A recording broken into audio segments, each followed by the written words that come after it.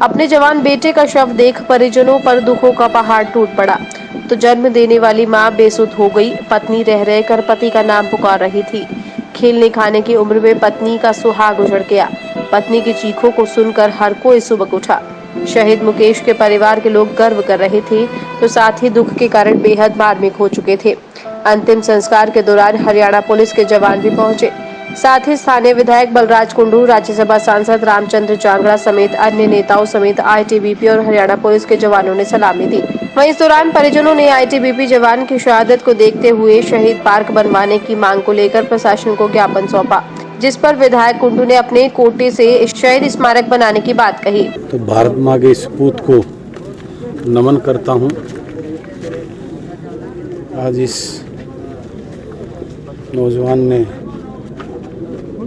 Duty करते हुए, जिसकी वजह से हम चैन की नींद पूरा भारतवर्ष सोता है, ये बॉर्डर पर इस भारत माँ के सपूत जो पहरा देकर हमें सुरक्षा देते हैं, आज उसी सुरक्षा के देते देते हमारे इस होनहार भारत माँ के सपूत, इस मुहिम की आन बान और पूरे देश की शान इस मुकेश ने जो अपनी शहादत देकर भारत माँ का मान सम्मान बढ़ाया है, मैं उसके पूरे परिवार को अपनी तरफ से तसल्ली देना चाहता हूँ कि पूरा देश आज उनके साथ है। कि मैं मुहिम का विधायक होने के नाते पूरी तरह इस परिवार के साथ हूँ और जो सरकार की जो पॉलिसी है उसके तहत जो इनके अधिकार बढ़ते हैं, इस परिवार को, इस फैमिली को बिल्कुल दिलाएंगे। बिल्कुल शहीद स्मारक बनाएंगे और शहीद स्मारक अगर बनाने की बात आएगी तो मेरा विधायक का कोई कोटा तो नहीं होता। मैं अपनी तरफ से इसका शहीद स्मारक बनाने का काम करूँगा। मैं अपने निजी पैसे से जहाँ भी जगह यहाँ अवेलेबल होगी, मैं अपनी तरफ से इस हमारे भारत माँ के सपूत इस नौजवान का शहीद स्मारक मैं अपने निजी कोष से इसको बनाऊंगा। वहीं भाजपा राज्यसभा सांसद रामचंद्र जांगड़ा ने कहा कि राज्य और केंद्र सरकार की तरफ से जो भी शहीद के लिए पहले ही घोषणा लागू की गई है, उसके आधार पर पूरा मान सम्मान मुकेश की शहादत पर दिया जाएगा। देखिए, हमारे होनहार नौजवान भाई मुकेश कुमार जी जो आईटीबीपी में अरुणाचल की दुर्गम पहाड़ियों में देश की रक्षा कर रहे थे, उन्होंने देश की सीमाओं पर रक्षा करते हुए अपनी शहादत दी है।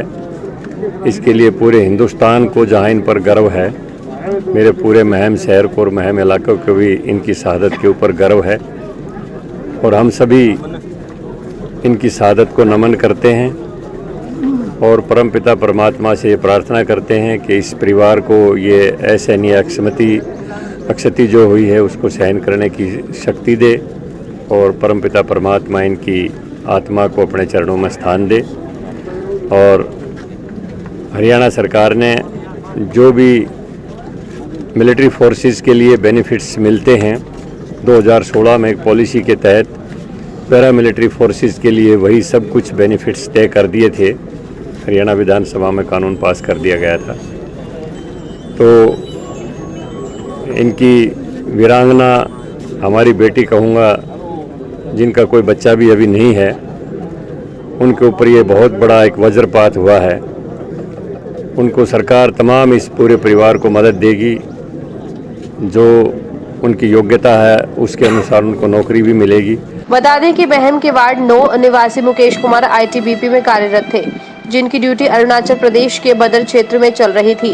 बृहस्पतिवार सुबह आईटीबीपी और सेना की टुकड़ी संयुक्त रूप से बदर क्षेत्र में पेट्रोलिंग पर चल रही थी। तभी लकड़ी का पुल पार करते समय मुकेश कुमार का पैर फिसल गया और वो गहरी खाई में जा गिरे। तभी से उनकी तलाश चल रही थी, लेकिन कोई पता नहीं लग पा रहा था। वहीं शनिवार सुबह कंपनी कमांडर रहमान ने 3 सैनिकों को मुकेश कुमार के घर भेजा। उन्होंने बताया कि मुकेश कुमार का सामान मिल गया है। ऐसे में परिजनों की भी उम्मीद बन गई थी कि शायद उनका बेटा सकुशल मिल जाएगा, लेकिन रविवार को जवान का पार्थिव शरीर गहरी खाई में पड़ा मिला। हादसे का पता चलते ही परिजनों में कोहराम मच गया। परिजनों के मुताबिक 31 दिसंबर 2019 को मुकेश का तबादला दिल्ली से अरुणाचल प्रदेश हो गया था। मुकेश की शादी करीब 4.5 साल पहले हुई थी। हालांकि अभी कोई बच्चा नहीं है। परिवार में 2 भाई और 1 बहन है। पिता और दोनों भाई मजदूरी करते हैं। परिजनों का रो रो कर बुरा हाल है।